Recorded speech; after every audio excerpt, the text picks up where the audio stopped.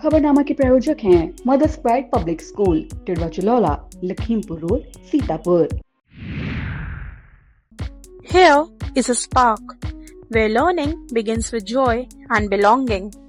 A place where every child is seen, heard, and valued. Little hands that scribble today grow into confident voices tomorrow. Curious minds turn ideas into action. Victories are celebrated, and every fall becomes a lesson. Children find confidence on stage, teamwork on the field, and wonder in everyday moments. Because here at Mother's Pride, every smile matters, where passions are discovered and learning becomes life. Admissions open. Mother's Pride Public School, where dreams come true.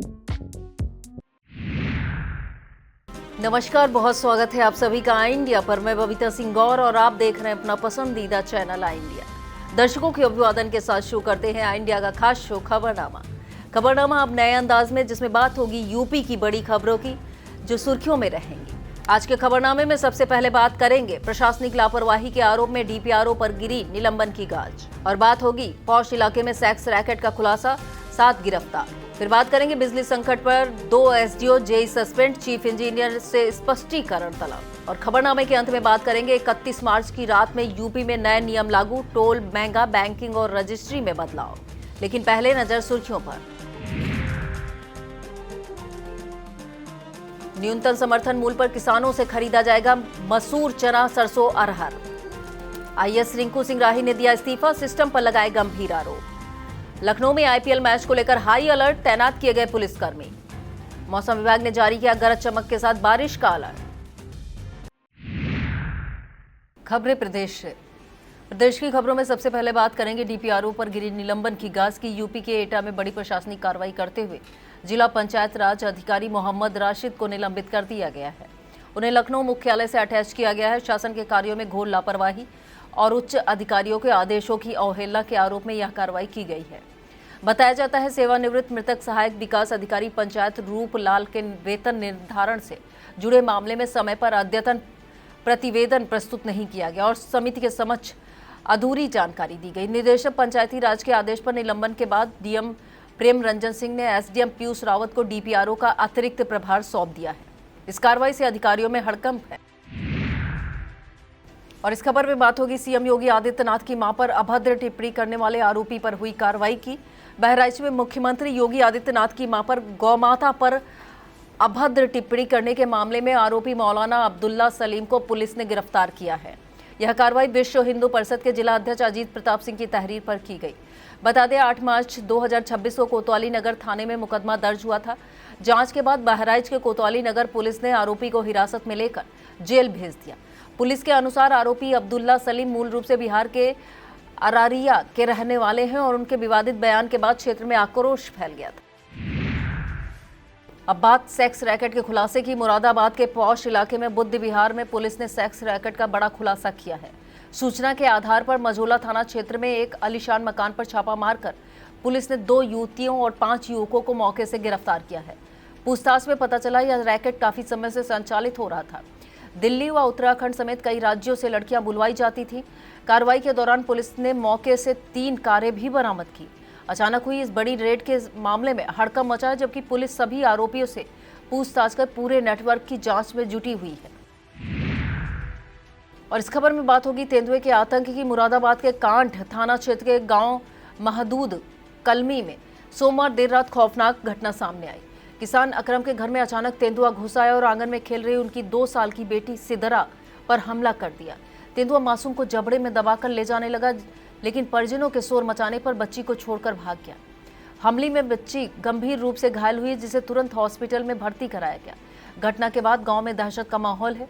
Police और one विभाग की team तेंदुए की तलाश में जुटी है, जबकि ग्रामीणों ने बच्चों को घरों में ही रहने की हिदायत दी है। और उत्तर प्रदेश में अंडों को लेकर बड़ा प्रशासनिक फैसला सामने आया है। अंडों पर एक्सपायरी और प्रोडक्शन डेट लिखने का प्रस्ताव फिलहाल लागू नहीं होगा।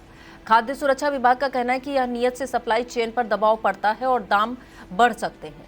बता दें प्रदेश में रोजाना करीब 1.5 करोड़ अंडों की खपत है। जिनमें बड़ी संख्या दूसरे राज्यों से आती है।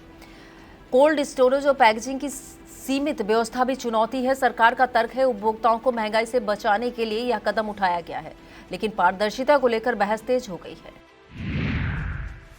मेरठ में लगातार ट्रांसफार्मर फूंकने और लंबे बिजली संकट पर सख्त रुख अपनाते हुए PVVNL प्रबंधन ने बड़ी कार्रवाई की है। एमडी के निर्देश पर एक्सचेंज विपिन कुमार समेत 2 एसडीओ 2 जेई को सस्पेंड किया गया है।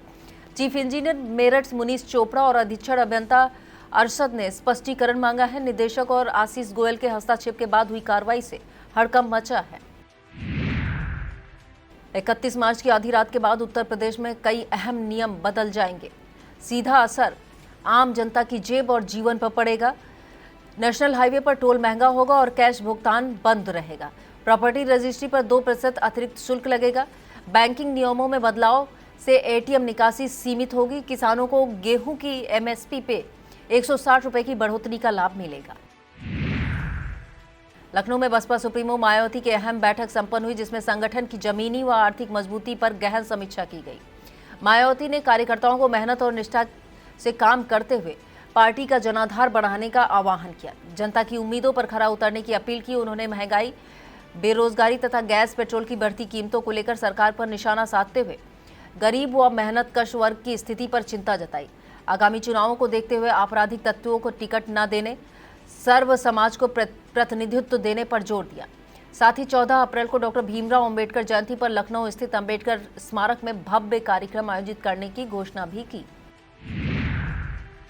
वक्त हो चला एक छोटे से ब्रेक का। आप देखते रहिए खबरनामा। Every child is unique and deserves a school that truly understands their potential. At Bright Future Public School Sidholi, learning goes beyond textbooks. With experienced teachers, modern teaching methods, and personal attention for every student. We believe in academic excellence, strong values, creativity, and confidence. A safe, caring environment where children grow, learn, and succeed. Admissions open! Enroll today at Bright Future Public School Sidholi, where bright minds build a brighter future. At Singhania Educational Institute, we're not just prepared for the future, we're actively shaping it with technology and innovation. We are preparing to lead tomorrow. Singhania Educational Institute, cultivating knowledge.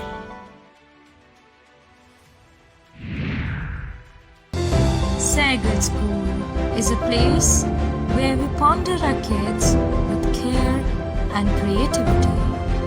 We provide students the room to explore their imaginations and enhance their education. UP में मसूर, चना, सरसों और अरहर की खरीद न्यूनतम समर्थन मूल्य पर की जाएगी।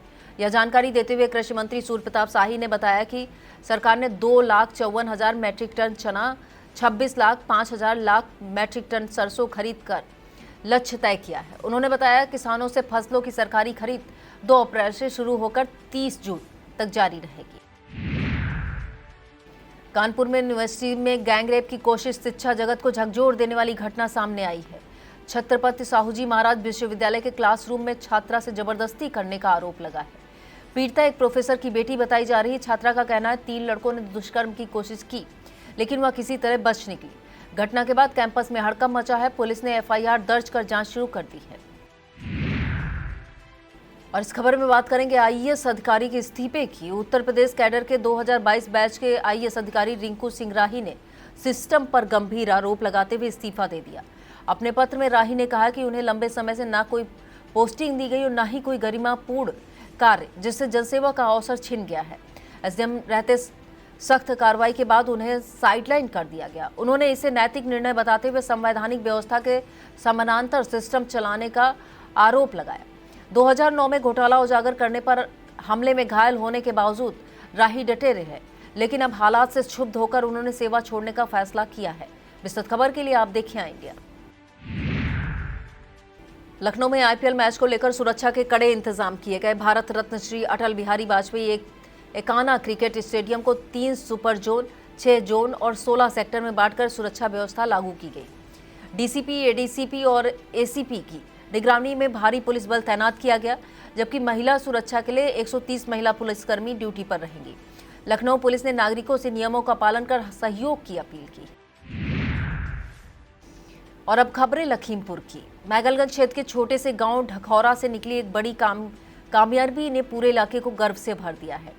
सीमित संसाधनों और साधारण पारिवारिक पृष्ठभूमि के बीच पले बढ़े सोमेंद्र प्रताप सिंह ने यूपी पीसीएस परीक्षा में सफलता हासिल कर डिप्टी जेलर जैसे जिम्मेदार पद पर चयन पाकर यह साबित कर दिया कि मेहनत और लगन के सामने कोई भी बाधा बड़ी नहीं होती। एक रिटायर्ड नलकूप ऑपरेटर के बेटे सोमेंद्र ने न सिर्फ अपने परिवार का नाम रोशन किया है, बल्कि पूरे क्षेत्र के युवाओं के लिए प्रेरणा बनकर उभरे हैं। लखीमपुर खीरी के देहात क्षेत्र स्थित सिविलियन विद्यालय में शिक्षा, सम्मान और प्रेरणा का अनूठा संगम देखने को मिला। सिर्फ मेधावी छात्रों को ही नहीं, बल्कि उनके उज्जवल भविष्य के पीछे खड़े अभिभावक, समर्पित शिक्षकों को भी सम्मानित कर नई मिसाल पेश की गई। विद्यालय के प्रधानाचार्य गुलरुख सुल्ताना की पहल पर आयोजित इस गरिमामयी कार्यक्रम में हर कक्षा के शीर्ष 3 विद्यार्थियों को पुरस्कार देकर उनकी मेहनत को सराहा गया। खीरी के खमरिया इलाके से एक बेहद दर्दनाक खबर सामने आई है। बताया जाता है ईसानगर थाना क्षेत्र के कबीरहा गांव के रहने वाले 15 वर्षीय किशोर ललित कुमार घाघरा नदी के किनारे खेत में मसूर का भूसा लेने गए थे। इस दौरान वह नदी किनारे अपनी साइकिल और कपड़े रखकर नहाने के लिए पानी में उतरे, लेकिन कुछ ही देर बाद वो गहरे पानी में लापता हो गए। देर शाम तक जब घर नहीं पहुंचे तो परिजनों को चिंता हुई, तलाश शुरू की। फिलहाल राहत और बचाव दल के पहुंचने का इंतजार किया जा रहा है। प्रशासन का कहना है जल्द ही किशोर का पता लगाने की पूरी कोशिश की जा रही है। खीरी के चौपड़तला स्थित मैगलगंज की नवीन गल्ला मंडी में गेहूं खरीद को लेकर तैयारियां पूरी हो चुकी हैं। किसानों की सुविधा और पारदर्शी खरीद व्यवस्था सुनिश्चित करने के लिए मंडी परिसर में कुल 8 खरीद केंद्र स्थापित किए गए हैं। सभी केंद्र प्रभारी अपने अपने स्थानों पर पहुंचकर व्यवस्थाओं को अंतिम रूप देते नजर आए। मंडी सचिव नरेश रस्तोगी के मुताबिक जैसे ही मंडी में गेहूं की आवक शुरू होगी, खरीद प्रक्रिया तुरंत शुरू कर दी जाएगी। खीरी के खमरिया इलाके से शिक्षा व्यवस्था को झकझोर देने वाली एक तस्वीर सामने आई है।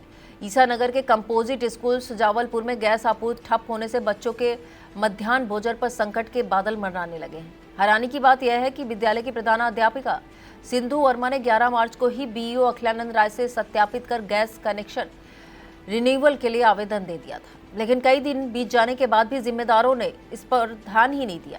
नतीजा यह है कि अब स्कूल में बच्चों को मिलने वाला मध्याह्न भोजन बंद होने की कगार पर है। और इस खबर में बात होगी पुलिस और वकील के बीच हुई बहस की। आगरा के दीवानी के बाहर अधिवक्ता और एसआई के बीच तीखी बहस हुई। उनका एक वीडियो भी वायरल हो रहा है। हालांकि आई इंडिया वायरल वीडियो की पुष्टि नहीं करता है। वीडियो में अधिवक्ता एसआई से यह कहते हुए दिख रहे हैं कि अपनी ऐठन अपने थाने तक ही रखना, भैया भैया बहुत कर लिया। दूसरी तरफ पुलिस का कहना है वकील ने बाद में माफी मांग ली। और अब बात मौसम की। मौसम विभाग ने गरज चमक के साथ बारिश की चेतावनी जारी की है। विभाग के मुताबिक 1 अप्रैल को पूरे उत्तर प्रदेश में गरज चमक के साथ बारिश होने की संभावना है। विशेष रूप से पश्चिमी यूपी के जिले मेरठ, शामली, मुरादाबाद में तेज आंधी और ओले गिरने की संभावना जताई गई है। मौसम विशेषज्ञों के मुताबिक आगामी बारिश के तापमान में गिरावट आ सकती है और कई इलाकों में अस्थायी जलभराव हो सकता है। यह था आज का खबरनामा। आप देखते रहिए आई इंडिया। मुझे दीजिए इजाजत। नमस्कार। खबरनामा के प्रायोजक थे Mother's Pride Public School, Tidwa Chalaula, Lakhimpur Road, Sitapur.